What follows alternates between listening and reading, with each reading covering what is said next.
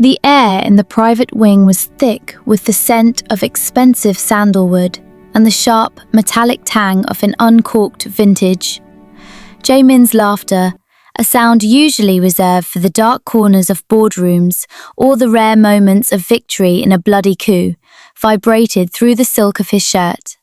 He leaned back against the mahogany desk, his posture relaxed in a way it never was in the presence of his enemies. Sienna's fingers, manicured and hungry, traced the golden ink of the snake winding up his forearm. To her, the tattoo was a trophy of his power. To him, it was a brand of his burden. He felt untouchable. He felt the rush of a man who owned the city and every soul within it. Then, he turned his head toward the floor-to-ceiling mirror. At first, he thought it was a trick of the low light or the bourbon humming in his veins. But as the shadows shifted, the reflection solidified. Behind the heavy charcoal-colored velvet curtains, a figure stood. She was as still as a prayer, her mahogany skin glowing like an ember against the darkness. Zahara. The laughter died in his throat, replaced by a cold, suffocating weight. His hand, still resting on Sienna's waist, went numb. He didn't pull away. He couldn't move at all. He watched her through the glass, his heart hammering a frantic rhythm against his ribs. She wasn't crying.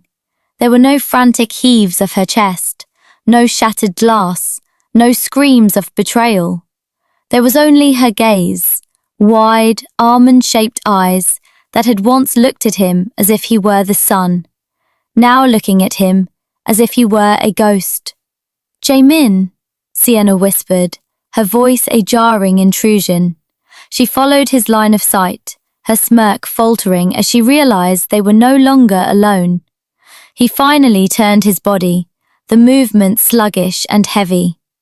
When he looked at Zahara directly, the reality of what he had done struck him with more force than any rival's bullet. She stepped out from the shadows, her silk robe trailing silently behind her. She looked ethereal, a queen walking through the ruins of her own palace.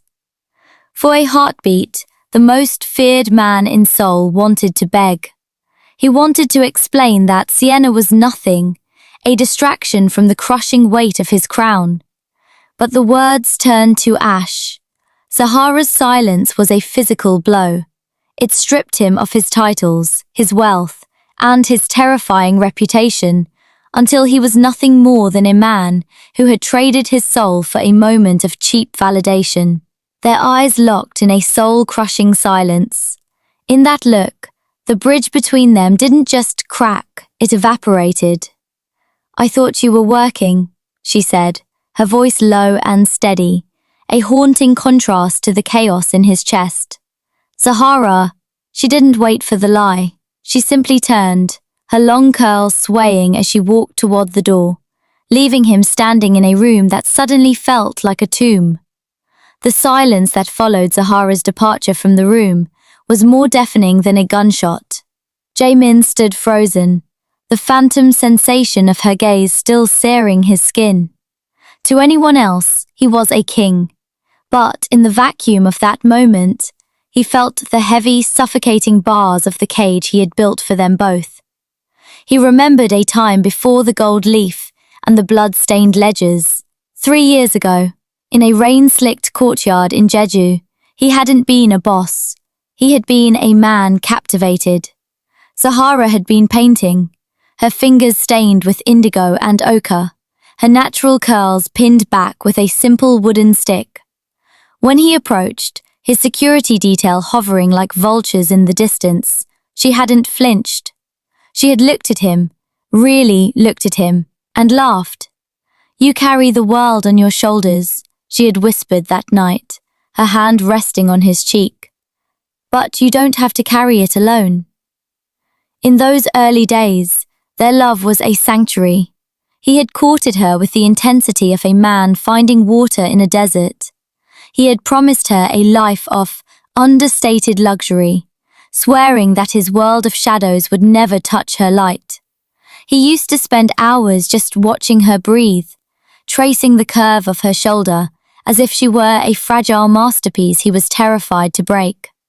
She was the only person who didn't bow, the only soul who saw the man beneath the ink and the tailored suits. To Jae-min, Zahara wasn't just his wife, she was his conscience. But power is a jealous mistress. As his shipping routes expanded and the tech rings grew into a global web, the sanctuary became a fortress. He started leaving before she woke, returning only when the moon was high and his hands were metaphorically stained. The intimate whispers were replaced by logistical updates delivered by assistants.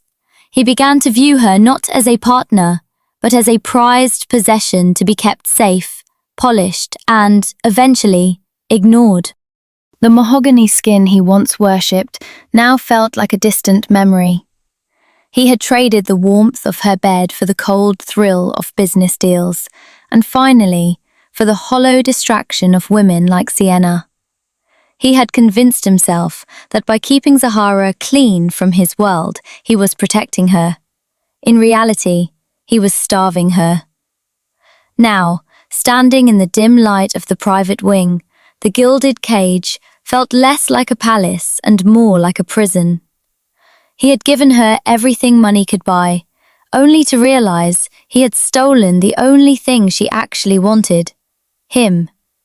The man who once told her she was the only thing that felt clean had finally, irrevocably dragged her into the dirt. Sienna Moreau did not flinch when the door clicked shut behind Zahara.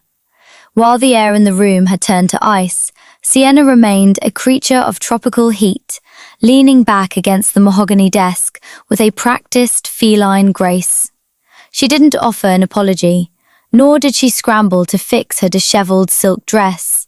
Instead, she reached for the crystal decanter, pouring a fresh splash of bourbon as if the destruction of a marriage was merely a brief intermission in her evening's entertainment. She was a serpent draped in European couture, a socialite who had traded the bored elegance of Paris for the jagged edges of Seoul's underworld. Sienna didn't love Jae-min. She loved the shadow he cast. She loved the way men's voices dropped when he entered a room, and the way the atmosphere curdled with fear and respect. To her, Jae-min wasn't a man to be nurtured, but a high-stakes game to be won. "You look like you've seen a ghost, darling," she purred, the velvet of her voice cutting through Jae-min's paralyzed silence. She walked towards him, the clicking of her heels on the hard wood sounding like the ticking of a countdown. She knew exactly how to handle a man like him. She didn't appeal to his heart. She knew that belonged to the woman who had just walked out. So she appealed to his ego. She stepped into his space, her scent of expensive jasmine and cold ambition filling his senses, a stark contrast to the clean, earthy warmth of Zahara. "She was never going to understand this world, Jae-min," Sienna whispered, her hand sliding up the lapel of his tailored suit, smoothing the fabric over his broad shoulders. "She wants the man who traces her shoulders in the dark. But the city? The city needs the man who breaks bones and signs blood oaths. You can't be both for her. But with me, you don't have to choose." It was a masterful lie, one she had whispered in different forms for months. She had positioned herself as the only mirror that reflected the version of him he was most proud of, the untouchable titan. She validated his cruelty, laughed at his coldness, and made his spiraling isolation feel like a virtue of leadership. Jae-min looked down at her, his eyes still vacant, trapped between the wreckage of his soul and the seductive poison she offered. Sienna smiled, a sharp, white flash of teeth. She didn't need his love. She only needed his proximity to the flame. As long as he felt like a god in her arms, she would be the one holding the lightning. "Let her go," Sienna murmured, pressing closer, her eyes gleaming with the triumph of a predator who had finally isolated its prey. A king shouldn't have to explain himself to a shadow. The corridors of the Varelli estate were wider than any street in the city, lined with cold marble and portraits of men who had died for the very power Jae-min now wielded. For months, Zahara had moved through these halls like a spirit haunting her own life. She had become a master of the silent step, her silk robes whispering against the floor, a soft counterpoint to the heavy, rhythmic boots of the security detail that pulsed through the house like a heartbeat. It hadn't started with a grand revelation. It had started with the small things, the way the air changed when she entered a room, the sudden drop in the staff's voices, and the pitying glances from the older maids who had seen this cycle before. They whispered in the kitchens and behind the laundry screens, their words drifting through the vents like smoke. The socialite, the French woman, the private wing. Zahara had spent weeks dissecting the distance between her and Jae-min. She remembered the man who once stayed awake to watch her sleep, his thumb tracing the mahogany glow of her shoulder, as if he were memorizing a map to a place he never wanted to leave. Now he was a stranger who smelled of foreign perfume and expensive tobacco, a man who spoke to her in half sentences and looked past her as if she were a piece of furniture he had grown too accustomed to seeing. The isolation was a slow-acting poison. She would sit in the sunroom, her long curls cascading over a book she wasn't reading, listening to the muffled sounds of business negotiations from the East Wing. She wasn't naive. She knew the world he inhabited was built on blood and betrayal. But she had believed his promise, that she was the only thing that felt clean. The night of the betrayal, the whispers had become a roar in her ears. A young guard, too green to hide his guilt, had looked away when she asked where Jae-min was. The house felt heavy, pregnant with a secret that was finally ready to break. Zahara didn't go to the private wing to catch him. She went to prove the whispers wrong. She went to find the man who used to trace her skin like fragile art, hoping to find him buried under the paperwork of his empire. Instead, as she stood behind those sheer velvet curtains, she found a ghost. Not her own, but his. The man she loved was gone, replaced by a hollow king who allowed a serpent in silk to stroke the very tattoos that symbolized his loyalty to a life she no longer recognized. Standing in the shadows, her eyes wide and dry, Zahara realized the truth. She wasn't the one who was lost. She was the only one who could see that the palace was actually a tomb, and she was done being the ornament on the lid. The transition was brutal.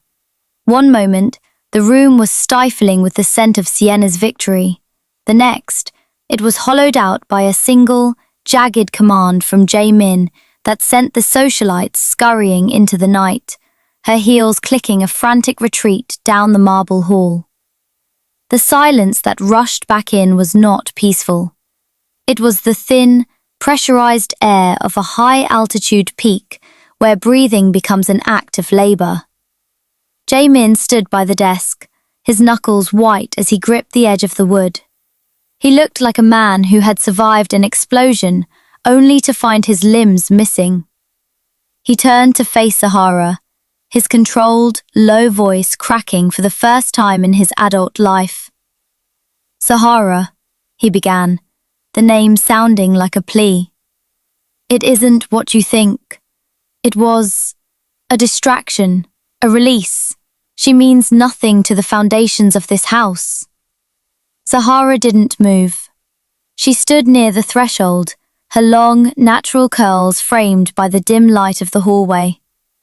She didn't look like a woman who had just had her heart excavated. She looked like a judge. Her mahogany skin seemed to glow with a terrifying, preternatural stillness.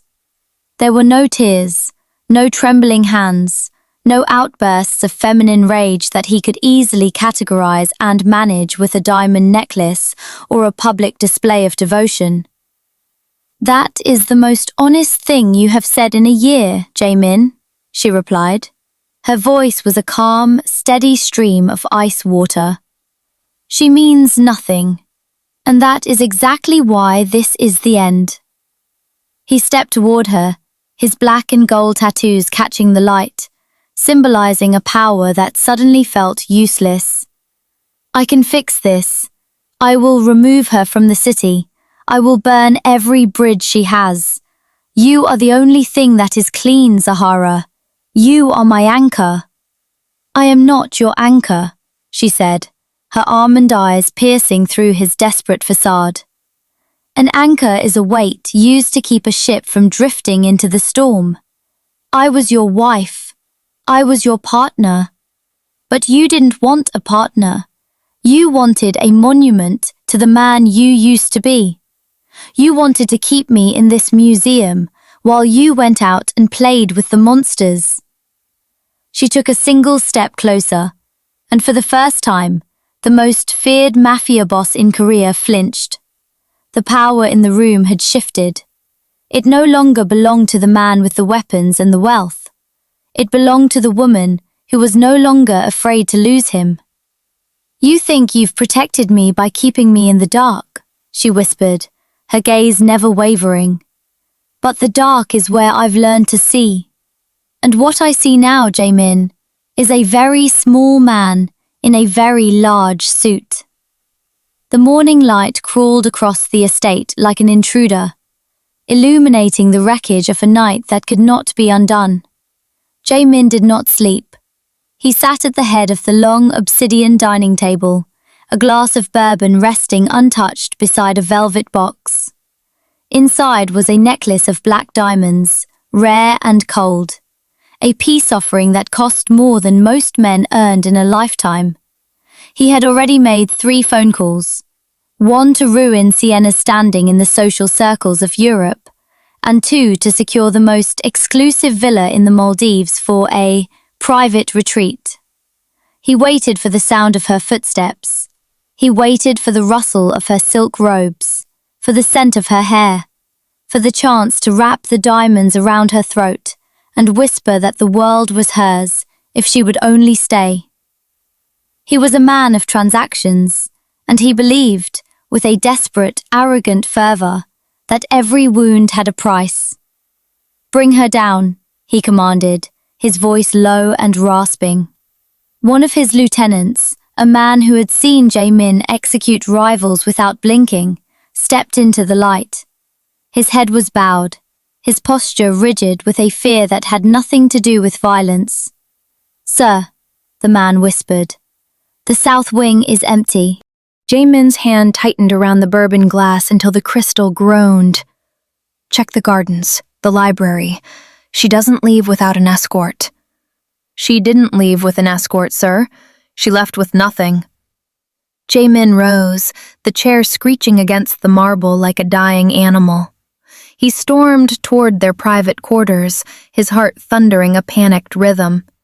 He burst through the doors, expecting to find her packing, expecting to find her crying, anything he could fix with his checkbook or his influence.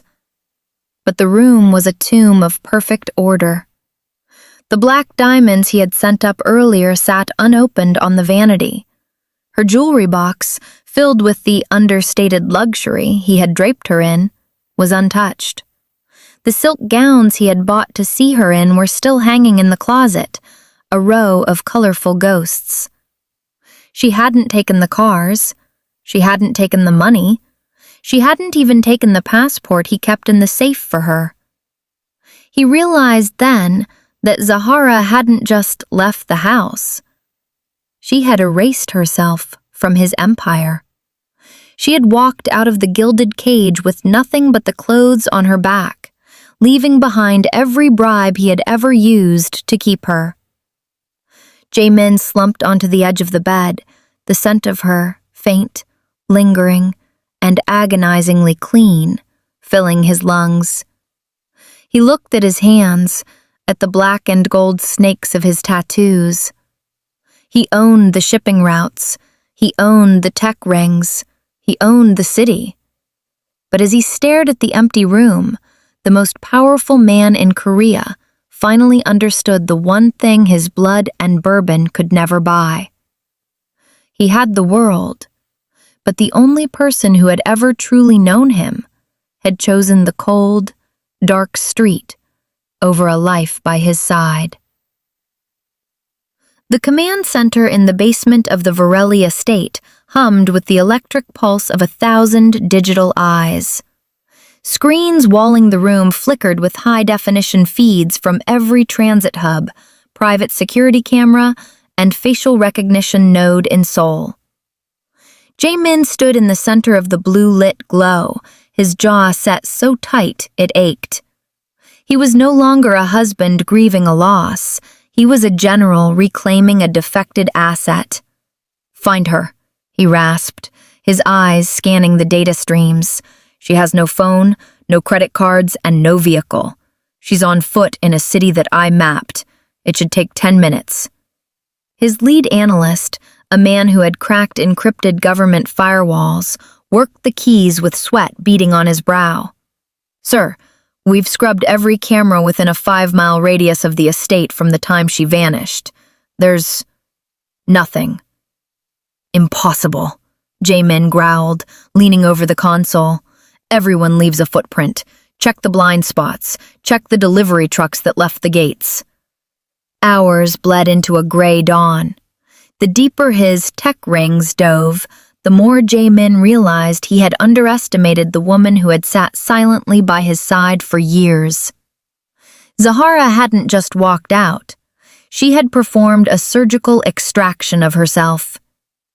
They found a loop in the estate's perimeter feed, a 30-second glitch she had created by simply knowing the exact rhythm of the guard rotations and the lag time of the server he had once bragged about over dinner. She hadn't taken the main roads. She had disappeared into the gray zones of the city, areas where his underground tech rings didn't reach because they were too poor, too analog, or too crowded. She was using the very shadows he had taught her to fear against him.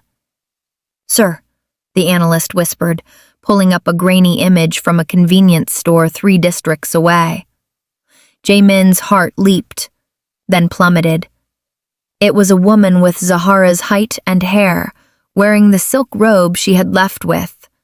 But when the figure turned, the face was different. It was a decoy. Zahara had traded her expensive silks for a stranger's thrifted coat in an alleyway, scattering his men like hounds chasing a ghost scent. Jae-min stared at the screen, a chilling realization dawning on him. He had spent years telling her she was fragile art to be protected, but Zahara had been a student of his war. She had memorized his tactics, his surveillance patterns, and his blind spots. She wasn't running like a victim. She was disappearing like a professional. For the first time in his life, Jae-min felt a flicker of genuine terror. He had built a world of total surveillance to keep her safe, only to find that he had trained the one person capable of dismantling it. He wasn't hunting a wife anymore. He was hunting an equal who didn't want to be found. The meeting place was a derelict cathedral on the outskirts of the city, a skeletal remains of stone and stained glass where the Varelli influence held no sway. Rain lashed against the high, broken windows, the sound echoing like gravel hitting a coffin. Jae-min stood at the altar, his dark suit a sharp silhouette against the ruin. He was surrounded by a dozen of his best men, but he had never felt more exposed. When the heavy oak doors groaned open, Zahara stepped into the light. She was unrecognizable. Gone were the silk robes and the delicate jewelry. She wore a heavy canvas coat and boots, her curls tucked under a dark cap. She walked toward him with a steady, unhurried gait that made his security detail shift their weight in unease. She stopped 10 paces away, the distance between them feeling like a canyon. "You've been difficult to find," Jae-min said, his voice low, vibrating with a mix of fury and relief. "Enough of this game, Zahara. Come home. I've already cleared the house. Sienna is gone. The staff has been replaced. We can go back to how it was. There is no back, Jaemin, she said, her voice cutting through the damp air. I didn't come here to negotiate my return. I came to dictate the terms of my freedom. Jaemin let out a short, hollow laugh. Freedom? You're in a city I own. You have no resources, no protection. I have the ledger, she said simply. The air in the cathedral seemed to freeze. Jaemin's eyes narrowed. What are you talking about? The underground tech rings you're so proud of, Zahara continued, her almond eyes hard as flint. You used to talk in your sleep, Jaemin. You used to leave your encrypted tablets on the nightstand while you traced my shoulder. You thought I was looking at you with love, and I was. But I was also looking at the passcodes. I know about the shipping routes in Busan. I know about the weapons network disguised as private security. I know the names of the 3 ministers on your payroll. Jaemin felt the blood drain from his face. This wasn't just a marital spat. This was an existential threat. If that information reached the authorities, or worse, his rivals, the Varelli Empire would collapse in a single afternoon. You wouldn't, he whispered. You'd be destroying yourself along with me. I destroyed myself the moment I walked into that room and saw you with her, she replied, her voice devoid of bitterness, replaced by a terrifying cold clarity. Now, I am just a woman with a choice. You will let me go. You will provide me with a new identity, a clean bank account, and you will never, ever seek me out again. If a single one of your men follows me, the files go to the National Police. Jaemin looked at her, really looked at her, and for the first time, he didn't see a wife. He saw the only person in the world capable of bringing him to his knees. The standoff in the cathedral was shattered not by a word, but by the jagged scream of tires on wet asphalt outside. The stained glass windows, already fragile with age, exploded inward as a hail of gunfire shredded the silence. Get down! Jaemin roared. In a single fluid motion, the cold negotiator vanished, replaced by the apex predator. He didn't move toward the exit, he lunged through the debris towards Zahara. He tackled her behind a fallen marble pillar, just as a second volley of bullets chewed into the wood of the altar where he had stood moments before. It's the Quan Syndicate, his lead lieutenant shouted over the chaos, returning fire as the heavy oak doors were kicked open. The rival gang had tracked Jaemin's frantic, uncharacteristic movements throughout the city. They didn't care about the ledger or the marriage. They saw a king who had left his fortress for a woman, and they had come to collect his head. Jaemin pressed Zahara against the cold stone, his body shielding hers completely. The ink snakes on his arms were slick with sweat and dust. Stay small, he hissed, his voice dropping to that low, controlled frequency that commanded the very air. Jaemin, your shoulder, Zahara gasped, her eyes widening as she saw the crimson bloom spreading across his tailored suit. He didn't even look at the wound. He pulled a secondary firearm from his waistband and pressed it into her hand. If they get past me, you use this. Don't think, just pull. The tactical reality was grim. The Quans had the cathedral surrounded, and Jaemin's men were being pinned down by superior numbers. There was a narrow service exit behind the sacristy, but the path was exposed. To get her there, someone would have to provide a distraction. Someone would have to stand in the line of fire. Jaemin looked at Zahara. For the first time since she had stepped out from behind the curtains in their bedroom, the mask of the Mafia boss slipped. He saw not a strategic threat or a rebellious wife, but the woman who had stayed awake all night once just to watch him breathe. I'm going to draw them toward the nave, he whispered, his forehead leaning against hers for a fleeting, desperate second. No, she breathed, gripping his jacket. They'll kill you. Let them, Jaemin said, a ghost of a smile touching his lips, the first genuine one in years. As long as you're the one who walks out of this tomb, I've finally won something that matters. He didn't wait for her protest. He stood up, stepping out into the open, his silhouette a defiant target against the flickering light. He began firing, his voice a thunderous roar that drew every enemy barrel toward him. In that moment, the most powerful man in Seoul wasn't protecting an empire or a secret. He was kneeling, in his own way, before the only throne he had ever truly lost. The return to the Varelli estate was not a victory march. It was a funeral for the way things used to be. The scent of ozone and gunpowder still clung to Jaemin's skin, even as his private doctors worked in silence to stitch the jagged wound in his shoulder. He sat in the center of his vast library, the dark wood and leather books standing like silent witnesses to his vulnerability. For the first time, he didn't sit at the head of the table. He sat in the shadows, watching the door. When Zahara entered, the atmosphere in the room shifted with the weight of a tectonic plate. She was no longer wearing the canvas coat of a fugitive, but she hadn't returned to the diaphanous silks of his ornament either. She wore a sharp, charcoal-colored suit, structured, imposing, and undeniably powerful. Her natural curls were pulled back, exposing the fierce, unyielding set of her jaw. She didn't wait for him to speak. She walked to the desk and laid the encrypted ledger down between them. "The Kwons are dismantled," Jaemin said, his voice a low rasp. "Their leadership was eliminated in the cathedral. You're safe, Zahara. You can go back to your wing.